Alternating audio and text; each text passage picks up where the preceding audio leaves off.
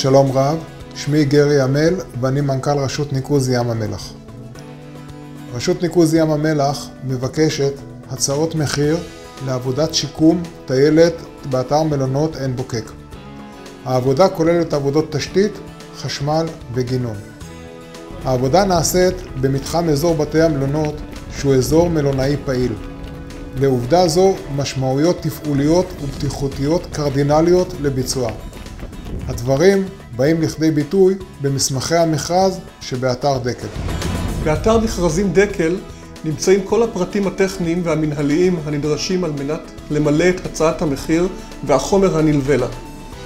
יש להקפיד על מילוי ההנחיות ולהגיש את ההצעות במלואן, כולל את החומר הנלווה והנדרש, בתצורה ובמועד הנקוב בתנאי המכרז.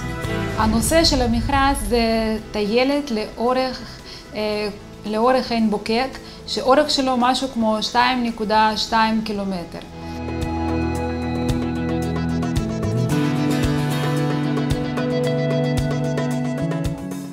הטיילת עשויה מאספלט עם ציפוי אקרילי בגוון בורדו, כמו שמצוין בכתב הכמויות.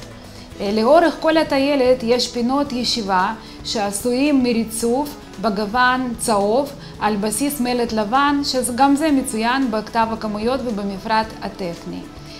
רק רציתי לבקש לשים לב שאבני גן בפרויקט הזה זה לא אבני גן רגילים, זה אבן גן חברונית מטולטשת, כמו שמצוין בכתב כמויות ובאומדן. לאורך כל הפרויקט הזה יש גם הצללות, שזה גם חלק מהפרויקט. גם כמובן הנושא של צמחייה והשקיה. הנושא של השקיה ממשיכה מתכננת השקיה שלי. הדגש בפרויקט של הטיילת זה השימוש במי קולחין. ראש המערכת יותאם למי קולחין, יהיה לו מסנן אוטומטי ומשאבת דשן לכלור. בנוסף לזה כל הצנרת והשלוחות יהיו בצבע סגול. לשלוחות יהיו מאספים עם ברזי שטיפה, והשלוחה של העצים תהיה מוטמנת, לפי מה שכתוב בתוכנית. אני אתמקד היום בשני נושאים, נושא תאורה ונושא עבודות חריגות.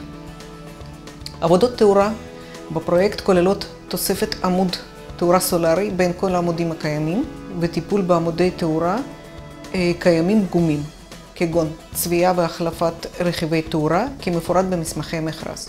עבודות חריגות יתמחרו לפי מחירון דקל מעודכן, פחות 10%. מאחר וההצעה נעשית בתוכנת דקל, גם הגשת החשבונות לתשלום יעשו באמצעות תוכנה זו. יש להיערך לנושא התשלומים בהתאם. ועכשיו נצא לסיור ממוחשב באתר העבודה.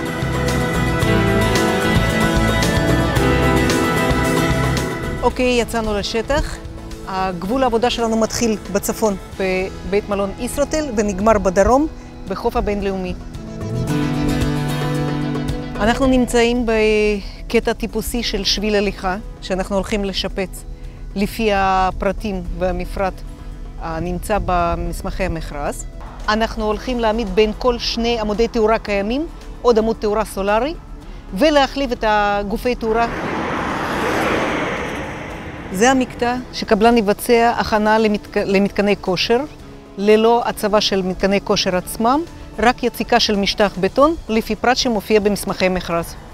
כאן ליד השלד הצהוב הזה מסתיימת הטיילת שלנו, המקטע הצפוני האחרון, בואכה מלון ישרוטל. סקרנו את פרטי העבודה. אני רוצה לחזור ולהדגיש שהעבודה הינה עבודת תשתית הנעשית באזור מלונאי, לצד מערכת כבישים ומדרכות פעילות.